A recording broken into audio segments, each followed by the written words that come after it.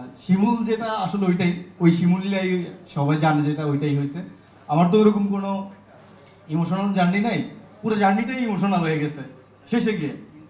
আর সবচেয়ে মজার ব্যাপার হচ্ছে ব্যাচেলর পয়েন্টে আমরা তো ছিলামই, আমরা সবাই একসাথে ছিলাম। আমি তো বেসিক্যালি অ্যাসিস্ট্যান্ট।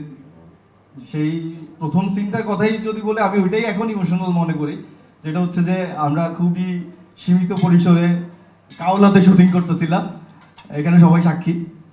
তো কাবিলের একটা সিকোয়েন্স হইতেছিল, সামাও কাবিলার ভাই ব্রাদার ক্যারাম বোর্ড খেলার জন্য যে ভাই ব্রাদার থাকে, ওইখানে একটা আর্টিস্ট আমাদের সামাও শর্ট হয়েছিল। তো আমি যেহেতু ফেনী নোয়াখালীর সেম ল্যাঙ্গুয়েজ, তো শেষ মুহূর্তে গিয়ে মনে হলো যে ভাইয়ের, যে অমি ভাইয়ের মনে হলো যে আচ্ছা শিমুল একটা লুঙ্গি ম্যানেজ কর।